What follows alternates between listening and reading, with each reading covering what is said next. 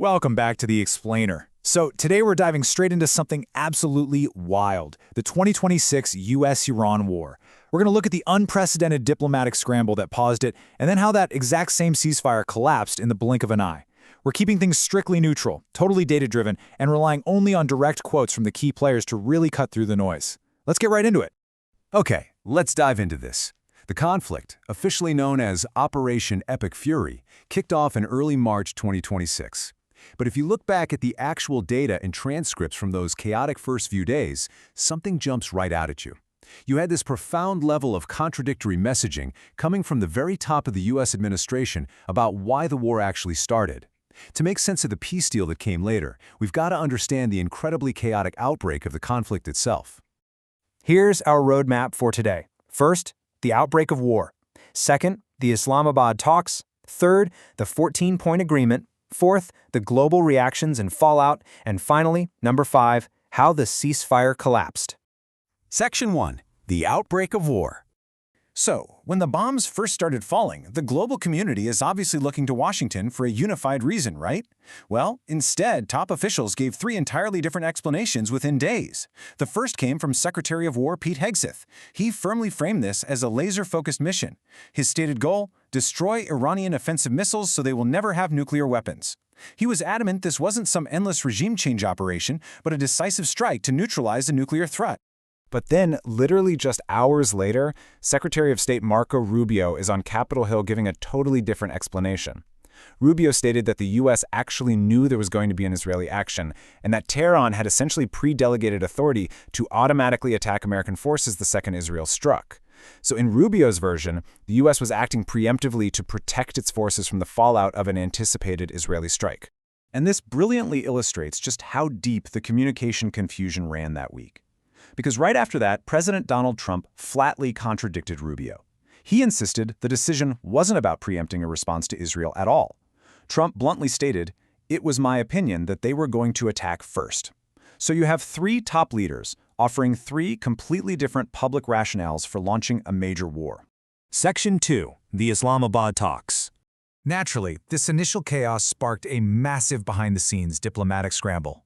By April 2026, delegations from the US and Iran actually sat down in Islamabad for a grueling 21 hours of talks, primarily mediated by Pakistan, with help from Qatar, Saudi Arabia, Turkey, and Egypt. But they hit a massive wall. They couldn't agree on maritime rules or nuclear restrictions. The talks completely failed, and the immediate consequence was severe. President Trump authorized a strict US naval blockade on all Iranian ports. Section 3. The 14-point agreement. So those backchannel efforts kept going, and by June, they actually reached a breakthrough. The crucial point here is how this dense 14-point framework was designed to literally force immediate de-escalation. It was signed remotely on June 17th by President Trump and President Pezeshkian, and it demanded an immediate end to military operations on all fronts. The U.S. agreed to dismantle its naval blockade within 30 days, and in exchange, Iran reopened the Strait of Hormuz toll-free. This created a highly pressurized 60-day window to negotiate the truly thorny nuclear and sanctions issues. Now, the financial stakes attached to this 60-day ceasefire were absolutely staggering. We are talking about a massive $300 billion private reconstruction fund for Iran, along with unfreezing restricted assets and immediate oil sanction waivers from the U.S. Treasury. To put that into perspective, this wasn't just a peace deal, it was one of the largest sudden economic injections in modern history, fundamentally designed to make peace way more profitable than war. But, and this is a massive but, it's vital to remember this was technically just a framework agreement. What does that mean? It means it hit the pause button on the shooting but completely kicked the can down the road on the most toxic disputes. The Islamabad Memorandum didn't finalize anything about Iran's nuclear stockpiles, their ballistic missiles, or their regional allies. All those massive, incredibly complex details were dangerously deferred to that fragile 60-day window. Section 4. Global reactions and fallout.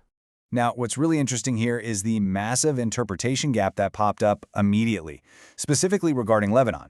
The US and Iran both publicly said, hey, military operations are halted on all fronts, including Lebanon.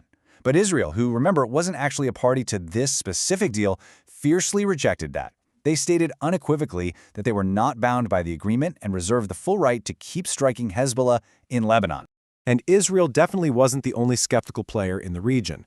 Gulf states were quietly but deeply frustrated. Their big fear was that this deal was heavily enriching Iran without putting any restrictions on the drones and short-range missiles that actually threaten them every single day. On the flip side, inside Iran, hardline clerics were violently protesting the deal too, claiming the U.S. investment basically amounted to colonization. Section 5. The ceasefire collapses. Let's see how this all builds, because when a framework defers the absolute biggest issues, the timeline for failure is brutally short. In fact, it's dizzying. The peace deal disintegrated in under 2 weeks. Look at this. June 17, the memo is signed.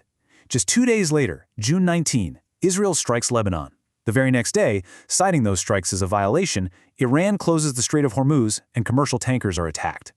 By June 26, the U.S. military strikes Iranian coastal radar sites in retaliation for the maritime threats. It just unraveled instantly. Which brings us to the violent climax on June 28. In direct response to the American strikes on their coast, Iran fires a barrage of ballistic missiles straight at major U.S. military hubs in the Gulf, specifically the Ali al-Salam Air Base in Kuwait and the 5th Fleet headquarters in Bahrain. Literally 11 days. That's all it took for this monumental 14-point diplomatic framework to be completely superseded by direct military confrontation. So, what does this all mean?